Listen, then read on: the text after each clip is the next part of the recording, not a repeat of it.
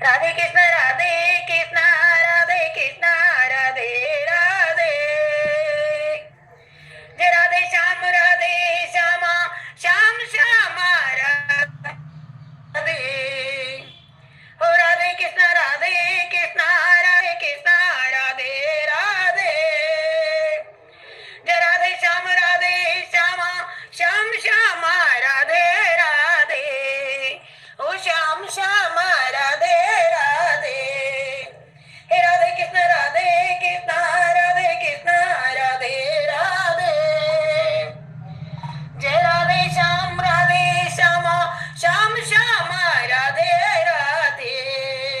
हे श्याम श्यामा राधे राधे। ओ श्याम श्यामा राधे राधे।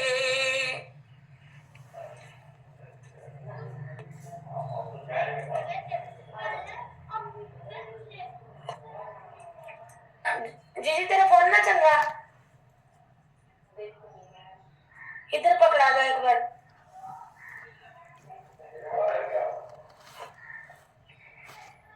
बोलो मत।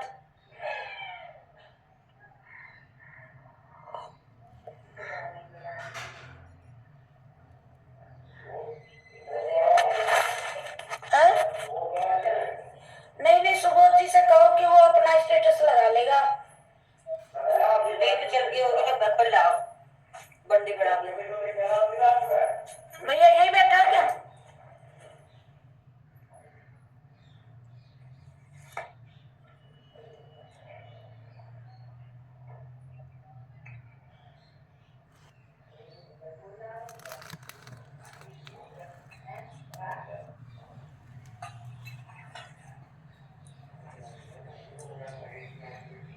चल ना रहेगा भैया, कोई दे दे वही चलाएगा। ले राजा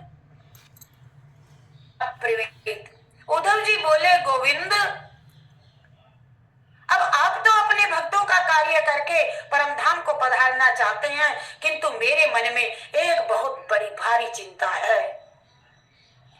उसे सुनकर के आप मुझे शांत कीजिए और अब घोर कलिकाल आया ही समझिए। इसीलिए संसार में फिर अनेकों का दुष्ट प्रकट हो जाएंगे और उनके संसर्ग से जब अनेकों सत्पुरुष भी उग्र प्रकृति के हो जाएंगे, अब उनके भार से दब करके ये गौ रूपिणी पृथ्वी किसकी शरण में जाएगी? हे कमल नयन, मुझे तो आपको छोड़ करके इसकी रक्षा करने हेतु करने वाला कोई दूसरा नेत्र दिखाई नहीं देता।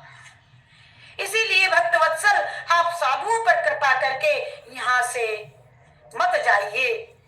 गोविंद को उद्धव जी ने ये सब कहा, आप साधुओं पर कृपा करके यहाँ से मत जाइए और भगवान आपके निराकार और चिन्मय होकर के भी भक्तों के लिए ही तो ये सगुण रूप आपने धारण किया है। अरे फिर भला आपका वियोग होने पर ये भक्त जन पृथ्वी पर बताओ कैसे रहेंगे? निर्गुण उपासनाओं में भी तो बड़ा कष्ट है, इसीलिए कुछ और विचार करके कीजिए, बताइए। हरे राम जय श्री राम राम हरे हरे, हरे राम श्री राम राम हरे हरे, हरे कृष्ण श्री कृष्ण कृष्ण हरे हरे। गोविंद मेरो है, गोपाल मेरो है, गोविंद मेरो है, गोपाल मेरो है। श्री बांके बिहारी नंद लाल मेरो है, श्री बांके बिहारी नंद लाल मेरो है। गोविंद मेरो है, गोपाल मेरो है, गोविंद मेरो है, हे गोपाल मेरो है। उद्धव जी ने ये कहा गोपाल को, तो फिर प्रभास क्षेत्र में उद्धव जी के ये वचन सुन करके भगवान कृष्ण सोचने लगे कि भक्तों के अवलंब के लिए अब मुझे कोई न कोई तो कुछ तो व्यवस्था करनी चाहिए। शौनक जी, तब भगवान ने अपनी सारी शक्ति भागवत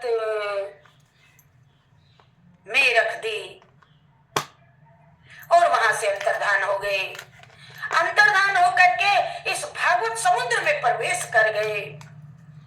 इसीलिए ये भगवान की साक्षात शब्दमयी मूर्ति है। इसके सेवन, श्रवण, पाठ अथवा दर्शन से ही मनुष्यों के सारे पाप नष्ट हो जाते हैं और इसी से इसका सप्ताह श्रवण सबसे बढ़ करके माना गया है। और कलयुग में तो अन्य सब साधनों को छोड़ करके यही प्रधान धर्म बताया गया है।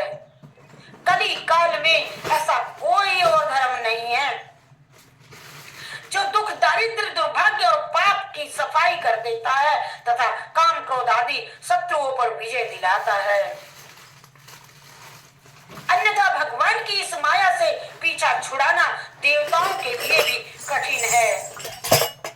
मनुष्य तो इसे छोड़ ही कैसे सकते हैं, अतः इसके छूटने के लिए ही सप्ताह श्रवण का विधान किया गया है।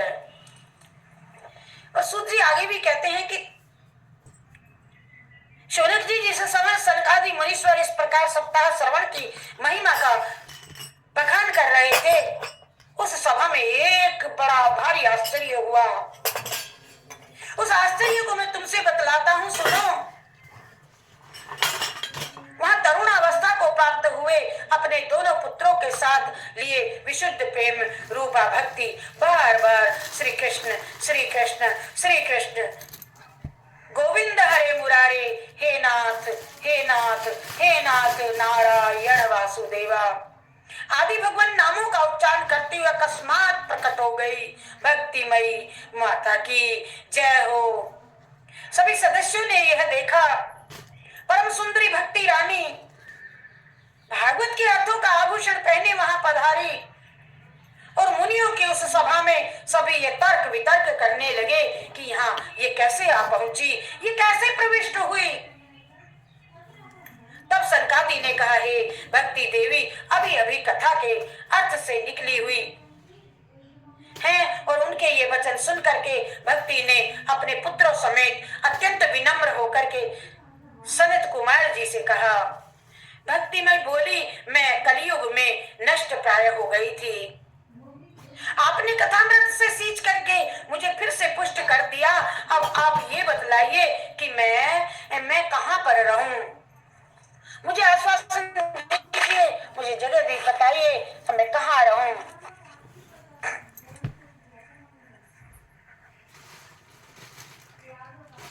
कलयुग के दोष भले ही सारे संसार पर अपना प्रभाव डाले किंतु वहां पर इनकी दृष्टि भी ना पड़ सकेगी। तो कहते हैं, ये सुनकर के सनकादि ने उनसे कहा, तुम भक्तों को भगवान का स्वरूप प्रदान करने वाली, अनन्य प्रेम का संपादन करने वाली और संसार रोग को निर्मूल करने वाली हो, अतः तुम धैर्य धारण करके नित्य निरंतर विष्णु भक्तों के हृदय में ही निवास करो। भक्ति कलयुग के दोष भले ही सारे संसार पर अपना प्रभाव डालें किंतु वहां पर तुम इनकी दृष्टि नहीं पड़ सकते। और इस प्रकार उनकी आज्ञा पाते ही भक्ति तुरंत भगवत भक्तों के हृदय में समा गई, अर्थात भक्तों के हृदय में विराजी। जिनके हृदय में एकमात्र श्री हरि की भक्ति निवास करती है, वे त्रिलोकी में अन्यत्र निर्धन होने पर भी परम धन्य हैं। जिनके हृदय में भक्ति निवास करती है, वे अन्यत्र कहीं पर रहने पर भी परम धन्य हैं, क्योंकि इस भक्ति की डोरी से बंध करके तो साक्षात भगवान भी अपना परम धाम छोड़ करके उनके हृदय में आन विराजते हैं। परम धाम छोड़ करके भक्त के हृदय में आकर के बस जाते हैं। भूलोक में ये भागवत सप्ताह पर ब्रह्म का विग्रह है। हम इसकी महिमा कहाँ तक वर्णन करें। इसका आश्रय लेकर के इसे सुनाने में तो सुनने और सुनाने वाले दोनों का ही भगवान श्री कृष्ण की समता उनको प्राप्त हो जाती है। अतः इसे छोड़ करके अन्य धर्मों से क्या प्रयोजन। इति श्रीमद् पुराणे उत्तराखंडे श्रीमद् भागवत महात्म्ये भक्ति कष्ट निवर्तनम। नाम तृतीय अध्याय। हरि शरणम हरि शरणम हरि शरणम हरि शरणम हरि शरणम हरि शरणं हरि शरणम हरि शरणम हरि शरणं हरि शरणं हरि शरणं हरि शरणं हरि शरणं हरि शरणं हरि शरणं हरि शरणं हरि शरणं हरि शरणं हरि शरणं हरि शरणं हरि शरणं हरि शरणं हरि शरणम